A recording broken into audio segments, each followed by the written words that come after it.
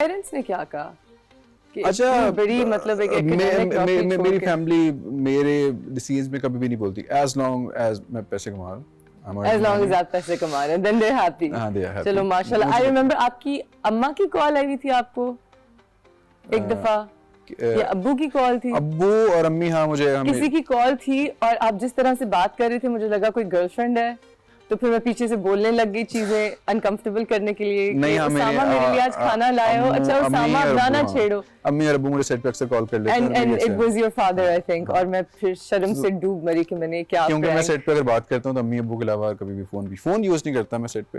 मुझे लगता है काफी लोग यूज करते होंगे फोन सेट पे, लेकिन मैं बिल्कुल नहीं यूज करता। मेरे यासिर भाई को बहुत तंग किया घर में, मैं थोड़ी सी गुम थी घर में, थोड़ी सी स्पेस्ड आउट। थोड़ी सी। कभी आपको किसी ने बताया कि लाला से शक्ल मिलती है? अच्छा, शुरू में जब मैं कराची आया था तो बहुत से लोग मुझे देख के ऐसे कहते थे, मैं उस पर खुश हो जाता था। काफी शक्ल मिलती है माशाल्लाह। लेकिन वो भी हमारे शो पे आए थे। लेकिन मैं कभी मिला नहीं उनसे। कहीं मिले नहीं, चले मैं इंशाल्लाह कभी मिलूंगा तो उनसे पूछूंगा। तो सामा, एक्टिंग की सबसे मुश्किल चीज क्या है जो आपको लगती हो? मुझे जो लगा, मैं एक टेलीफिल्म कर रहा था, मेहरीन जबा के साथ एक सीरीज कर रहा था, और मेरी शूट थी नेक्स्ट डे, और उसमें सारे लोग थे, भानिया, आसिम वगैरह, सबकी डेट थी, और मेरे मामू की डेथ हो गई थी। और मुझे उस टाइम पे एहसास हुआ कि मैं छोड़ के नहीं जा सकता था, क्योंकि आपके घर में जो मर्जी हो, आपकी किसी से लड़ाई हो, आपके जितने मर्जी मसले चल रहे हों, आप कभी भी ये नहीं कह सकते कि मुझे वापस जाना है, क्योंकि वो लोग आपके एक्सक्यूज नहीं सुनेंगे। yes. मेरे पहले ड्रामे में मेरी मामू की डेथ हुई and I experienced the exact same thing. मैं जाना चाह रहा था लेकिन मैं नहीं जा सका। Yes. वो नेक्स्ट डे मैं चला गया था, एक दिन के लिए गया था बस। लेकिन ये मुझे पहले नहीं पता था।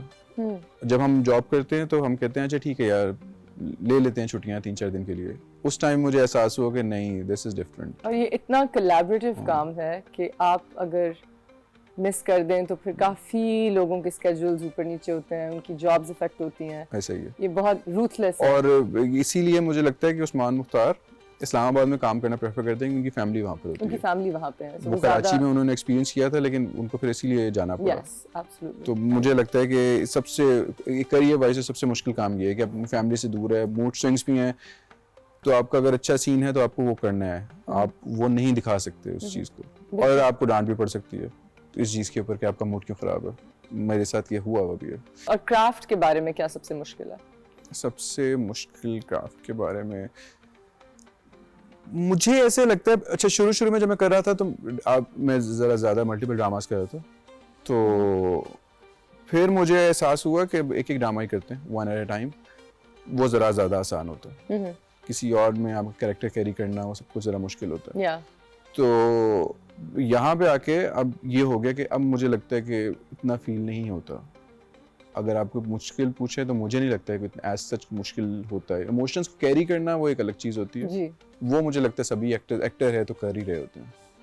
That's a nice, that's an interesting approach. Okay, well on that note, हम एक छोटी सी break ले रहे हैं. We'll be right back with Osama Khan. Welcome back everyone. We're here on After Hours with Osama. आपने भी एक फिल्म की, आपकी जो डेब्यू फिल्म है, बहुत मुबारक हो, नायाब. Thank you so with much. the very talented Yumna Zaidi. अब वो एक female centric फिल्म है. It's a women, उसका जो basic theme है women's empowerment है.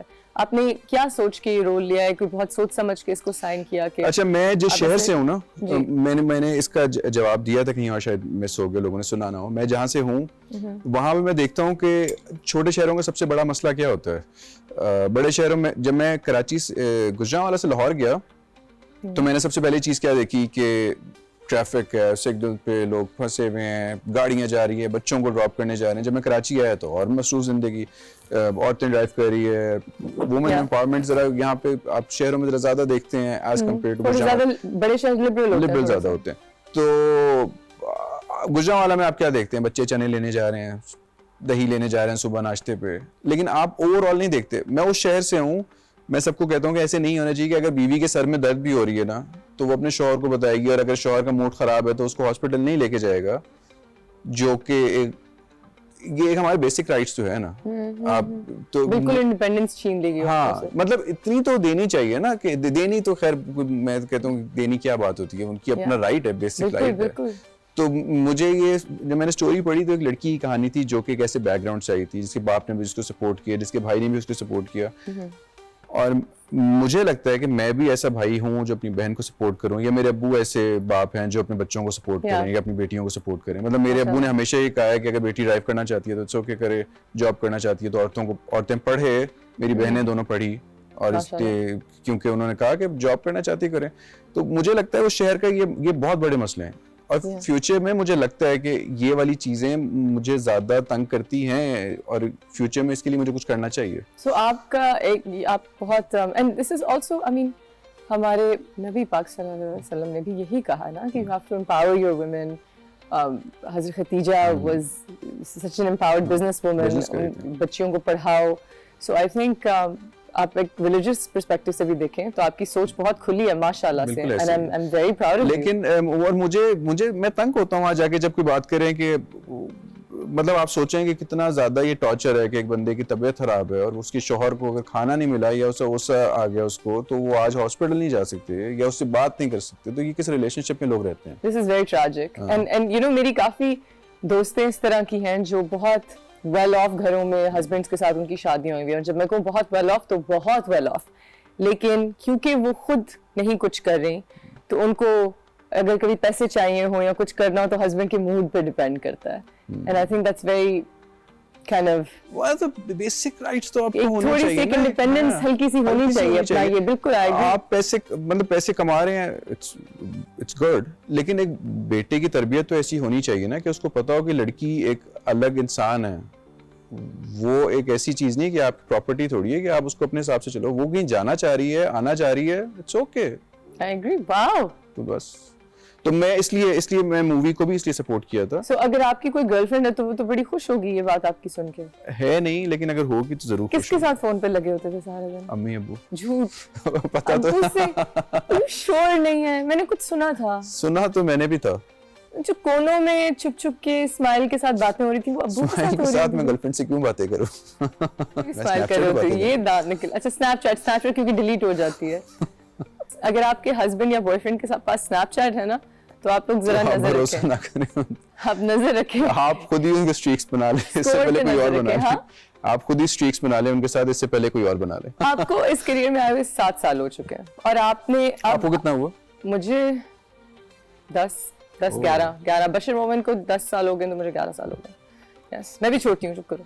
अच्छा, मैं कह रहा था कि आपने इस करियर में इस वक्त आप एक पीक पे पहुंच रहे हैं माशाल्लाह से, and it's only up from here. अब जो आप रोल्स में ज्यादातर आ रहे हैं, देयर लीडिंग रोल्स, आपको यू नो वो वाली एक माइलेज जो एक मिलनी चाहिए, now you are finally getting it, जो कि हर कोई अपने ड्यूज पे करके इस पॉइंट पे पहुंचता है। अब इस पॉइंट पे आके आप क्या चीज़ है जो आपकी एनर्जी को ऊपर तक रखती है? आप उसी पैशन से रोल साइन करते हैं, आप उसी मोटिवेशन के साथ काम करते हैं? अच्छा, फर्स्ट ऑफ ऑल मैं अभी कुछ दिन पहले ये सोच रहा था कि जब मैं शुरू में आया था तो मैं ज़्यादा अपने सराउंडिंग में नहीं देखता कि लोग क्या कर रहे हैं, कौन आया, किसने क्या काम किया। मैं काम सबका देखता हूँ, मैं सारे ड्रामे देखता हूँ। आई नो, आप सारे ड्रामे देखते हैं। तो मैं सबको देखता हूँ, लेकिन मैं किसी से मुकाबले में नहीं हूँ। Okay. एक बंदा अगर लाहौर से कराची निकले और एक बंदा अगर इस्लामाबाद से कराची निकले, हो सकता है दोनों की मंजिल सेम हो, लेकिन कोई पहले निकल गया, कोई बाद में निकल गया, तो आप किसी से मुकाबले में नहीं है। मैं किसी से मुकाबले में नहीं हूँ।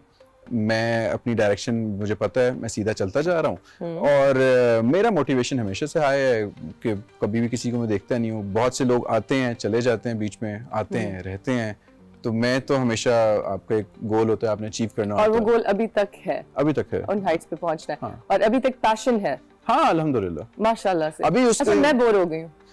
आप बोर हो गई? बोर हो गई। Okay, so on that note, we're going to take a short break. We'll be right back. Welcome back. We're on After Hours, और उसामा मुझे याद दिला रहे हैं कि हमने साथ में एक कमर्शियल किया था जो मैं भूल गई हुई थी, by the way।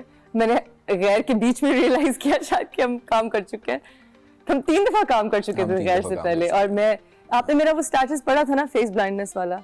हाँ। तो आपको पता है ना कि मुझे प्रॉब्लम है चीजें भूल जाने वाली। You can attest to this कि मैं शक्लें भी भूल जाती हूँ, मैं लोग भी भूल जाती हूँ। आप कह रहे थे आपने मुझसे कोई बात की जो मुझे बुरी लग गई। मैं भूल गया हूँ इस टाइम पे वो बात। अच्छा। नहीं, मुझे याद है, मैंने आपसे कहा था, पता नहीं मैंने आपसे कोई बात पूछी थी और आप कहीं और थी उस टाइम पे एंगेज। आप कहीं और फंसी हुई थी। जब भी एक चीज है कि जब मैं आपसे बात कर रहा होता हूँ ना, आपका माइंड कहीं और चल रहा होता है उस टाइम पे। Okay, ADHD। ओके। हाँ, तो आपको माइंड उस टाइम पे, मैं आपसे कोई बात की, मैंने कहा